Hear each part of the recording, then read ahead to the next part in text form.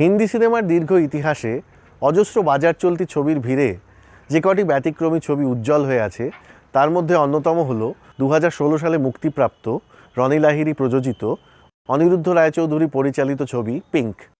এই ছবির creative producer ছিলেন সুজিত সরকার। প্রসঙ্গত বলে রাখি, এর আগেও রনি লাহিড়ী ও সুজিত সরকারের টিম অনিরুদ্ধ রায়চৌধুরীর বাংলা ছবি অপরাজিতা তুমি প্রযোজনা করেছিল। পিঙ্ক ছবিটি তার নাম থেকে শুরু করে গল্প বলার ভঙ্গি, কাহিনী, চরিত্র নির্মাণ, অভিনয়, বিপণন সব ক্ষেত্রেই ব্যতিক্রমী। কিছুদিন আগে ছবিটি 5 বছর পূর্ণ করল।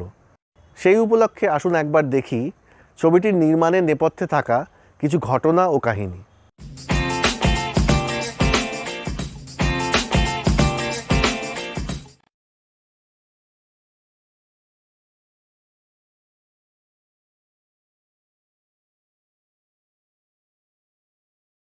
পিঙ্ক প্রথমে বাংলায় করবেন ভেবেছিলেন অনিরুদ্ধ। তখনও গল্পের নাম ঠিক হয়নি, খালি গল্পের বীজটি তার মাথায় ঘোরাফেরা করছিল। তথাকথিত ভালো মেয়ে বা লক্ষ্মী মেয়ে নয়, এমন 3টি নারী চরিত্র এবং তাদের সোশ্যাল স্টিরিওটাইপিং। গল্পের মূল উপজীব্য প্রায় একই, কিন্তু পটভূমি ছিল শান্তিনিকেতন। এই নারী চরিত্র 3টি নিজের জীবনে দেখা 2 নারীর আদলে ভেবেছিলেন অনিরুদ্ধ। প্রথমজন বহুজাতিক সংস্থায় কর্মরত এক সিঙ্গল ওম্যান, যিনি অনিরুদ্ধর পারিবারিক বন্ধু এবং অনিরুদ্ধর হাউজিং কমপ্লেক্সেরই বাসিন্দা। এবং দ্বিতীয়জন তার কলেজের সহপাঠিনী, যিনি পরে সাংবাদিকতার পেশা গ্রহণ করেন। গল্প লেখা আর শুটিংয়ের লোকেশন খোঁজার কাজ শুরু হয়ে গিয়েছিল। এটা অপরাজিতা তুমি ছবি তৈরিরও আগের ঘটনা। অপরাজিতা তুমির কাজ চলাকালীন অনিরুদ্ধ সুজিতকে তার পরের ছবির আইডিয়াটা শোনান।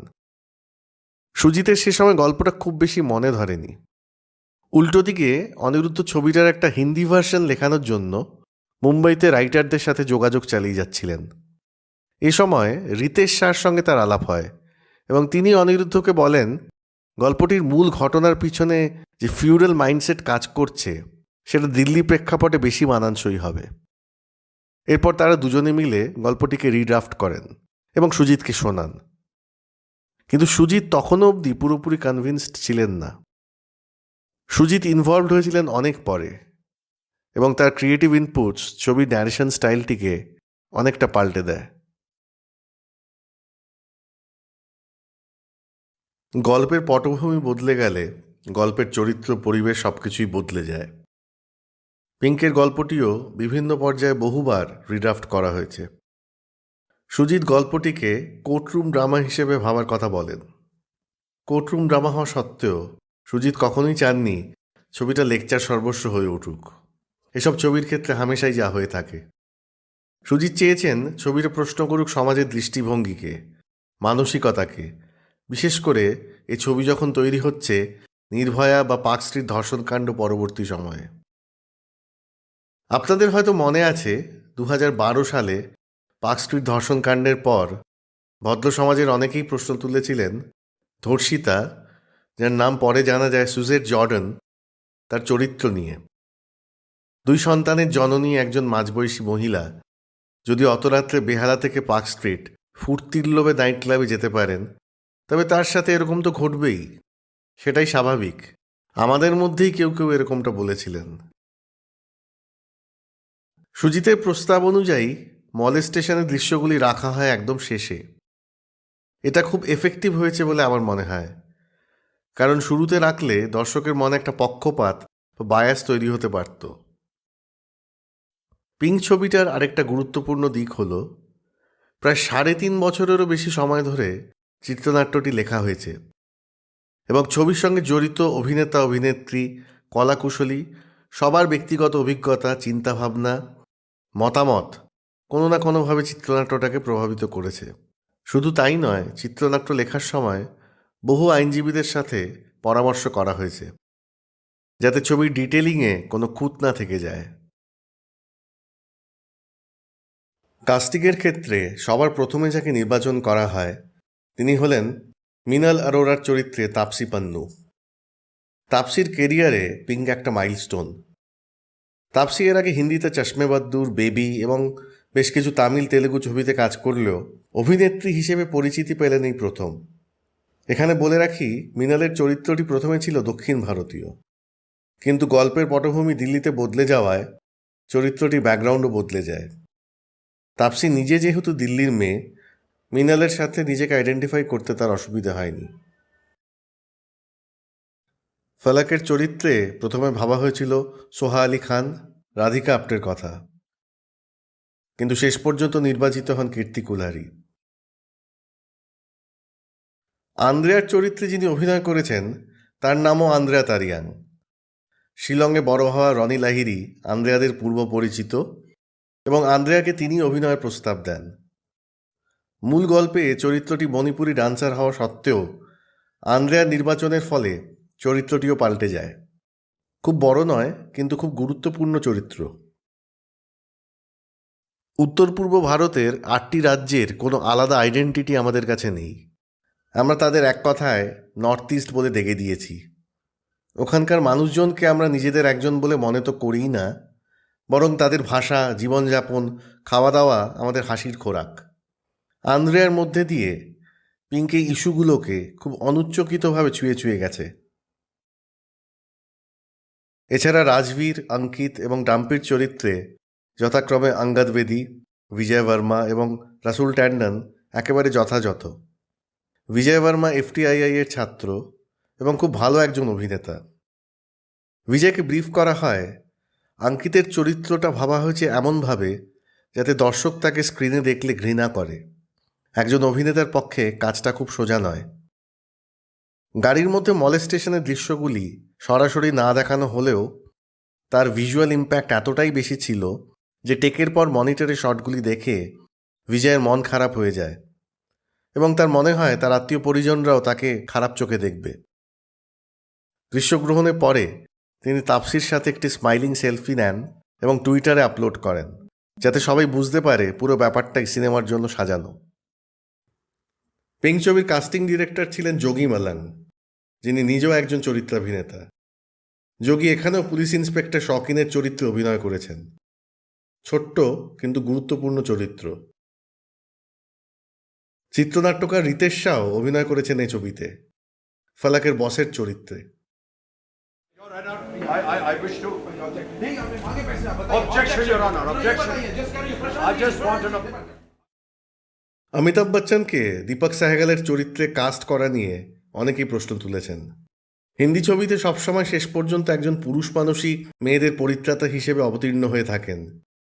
এটাও কি প্রকারান্তরে প্যাট্রিয়ার্কিকে সেলিব্রেট করা নয়? এ প্রশ্ন আসা খুবই স্বাভাবিক। এখানে কিন্তু আমাদের অমিতাভের স্টার ভ্যালুর কথাও মাথায় রাখতে হবে। গোটা স্টার কাস্টে একমাত্র ব্যাঙ্কেবল নাম। পিঙ্কের মতো একটা ছবিকে যদি মাসের কাছে পৌঁছতে হয়, তবে অমিতাভ বচ্চনের থেকে ভালো মাধ্যম কে হতে পারেন? অমিতাভ বচ্চন পিঙ্ক সিনেমায় যে মাপের অভিনয় করেছেন তা তার দীর্ঘ 50 বছরের ফিল্ম ক্যারিয়ারে বিরল। দীপক সাহেগালের চরিত্রটি অমিতাভকে ভেবে লেখা হয়নি, আর অমিতাভ নির্বাচিত হওয়ার পরে চরিত্রটি খুব বেশি রদবদলও করা হয়নি। যদিও প্রথম দিকে ড্রাফটে দীপক সাহেগালের খিটখিটেপনা এবং বাইপোলারিটির সমস্যা আরও বেশি জায়গা জুড়ে ছিল, কিন্তু সেটা সংশোধন করা হয়। বাইপোলারিটির সমস্যাটি ছবিতে এসেছে, কিন্তু খুব সূক্ষ্মভাবে, দু একটি সিনের মধ্যে দিয়ে। দীপক সাহেগালের চরিত্রটির আরেকটি বৈশিষ্ট্য হল সার্কাজম, যেটা অমিতাভের সাজেশন থেকে আসে। প্রথম থেকে শেষ অবধি এই সার্কাজম বজায় ছিল, যেটার খুব এফেক্টিভ ব্যবহার আমরা দেখি কোর্টরুমের সিনগুলোতে। আগেই বলেছি, পিঙ্ক তাপসীর কেরিয়ার একটা মাইল ফলক। পিঙ্ক না হলে হয়তো তাপসী হারিয়েই যেতেন। এখানে একটা ছোট্ট ট্রিভিয়া। মৃণাল অরোরার টেস্টিমানি সিনে অভিনয় করার সময় তাপসীর জ্বর ছিল, গলা ভাঙাও ছিল। তাই প্রথমে ঠিক করা হয় ডাবিংয়ের সময় সেটা সংশোধন করে নেওয়া হবে, কিন্তু সেটা করা হয়নি, কারণ ওই ভাঙা কণ্ঠস্বর তার অভিনয়কে আরও বিশ্বাসযোগ্যতা দিচ্ছিল। কীর্তি, আন্দ্রেয়া, অঙ্গদ বেদি, পীয়ূষ মিশ্রা, ধৃতিমান চ্যাটার্জি সবাই ভালো অভিনয় করেছেন, কিন্তু এ ছবিতে ছোট চরিত্রগুলিতে যারা অভিনয় করেছেন তারা বেশি নজর কাড়েন। যেমন বাড়িওয়ালার চরিত্রে হামলোক বুনিয়াদ খ্যাত বিনোদ নাগপাল। বিনোদ নাগপালকে কোর্টরুমে কেন দেখা গেল না সেটা আমার কাছে এক রহস্য। অসাধারণ অভিনয় করেছেন তিনি। এসএইচও শার্লা প্রেমচন্দ্রের চরিত্রে মমতা মালিক তুখোর কাজ করেছেন। মমতা আসলে কাস্টিং ডিরেক্টর যোগী মালাঙ্গের সহকারী। অভিনয় করবেন বলেই মুম্বাইতে এসেছিলেন, কিন্তু সেভাবে সুযোগ পাননি। পিংকে দেখিয়ে দিলেন সুযোগ পেলে তিনি কি করতে পারেন। পিং ছবিতে অভিনয়ের মান যে এতটা উঁচু তার আরেকটা কারণ, গুরুত্বপূর্ণ দৃশ্যগুলি তোলা হয়েছে মাল্টি ক্যামেরা সেটআপে। ডিওপি অভিক মুখোপাধ্যায় কোর্টরুম সিনগুলোতে 4টে থেকে শুরু করে 6টা, এমনকি কখনো কখনো 8টা ক্যামেরা পর্যন্ত ব্যবহার করেছেন। মাল্টি ক্যামেরা সেটআপ অনেকটা থিয়েটারের মতো, শুধু অভিনয়ের কন্টিনিউটি বজায় রাখতে সাহায্য করে তাই নয়, অভিনেতাকে অ্যাক্টিংয়ের থেকে রিয়্যাক্ট করার বেশি সুযোগ দেয়। সে কারণে অভিনয় এতটা স্বতঃস্ফূর্ত আর বাস্তব ঘেঁষা। সিনেমার নাম পিঙ্ক কেন? আমার মতে এর থেকে উপযুক্ত নাম হতেই পারত না। সোশ্যাল কন্ডিশনিং ব্যাপারটা আমরা অনেকেই জানি। সোশ্যাল কন্ডিশনিং বলতে মোটামুটি যা বোঝায় তা হলো conforming to the norms that have been created by the society around us. এই নর্মসগুলো যদি অচল, অপ্রাসঙ্গিক, ঝুটো, বিভ্রান্তিকর হয়, সেটাকেই আমরা অন্ধভাবে মেনে যাই। পিঙ্ক রংটা মেয়েদের রং, ফেমিনিন, এই ধারণাটাও এক ধরনের সোশ্যাল কন্ডিশনিং। এরকমটা বরাবর ছিল না। বিশ্বযুদ্ধোত্তর সময়ে পিঙ্ক হয়ে গেল মেয়েদের রং, আর ব্লু অর্থাৎ নীল রং জড়িয়ে গেল মাস্কুলিন প্রাইডের সঙ্গে। এর নেপথ্যে নানা আর্থসামাজিক বাণিজ্যিক কারণ রয়েছে, আর তাতে ধূপধুনো দিয়েছে আমাদের পপ কালচার। পিঙ্ক ছবির টাইটেলে আমরা দেখি সেই প্রিজন অফ পিঙ্কের বন্দি কারারুদ্ধ দুটি হাত। ক্রিয়েটিভ প্রডিউসার সুজিতের মতে পিঙ্ক দেখার পর সবাই, বিশেষত মেয়েরা, বুঝতে পারে ছবিটা আসলে এই ধারণাটাকেই প্রশ্ন করছে। কোনো জটিল সামাজিক ব্যাধির সহজ নিরাময় কোনো সিনেমা করতে পারে না। একটা সিনেমা বা একটা শিল্পকর্ম রাতারাতি সমাজও বদলে দিতে পারে না, কিন্তু কিছু মানুষকে সমাজ বদলের স্বপ্ন নিশ্চয়ই দেখাতে পারে। এজন্যই পিঙ্কের মতো আরও ছবি হওয়া প্রয়োজন। পিঙ্ক নিয়ে সমালোচনা যে একেবারে হয়নি তা নয়, তা সত্ত্বেও প্রশংসিত ও পুরস্কৃত হওয়ার পাশাপাশি পিঙ্ক খুব ভালো ব্যবসাও করেছে।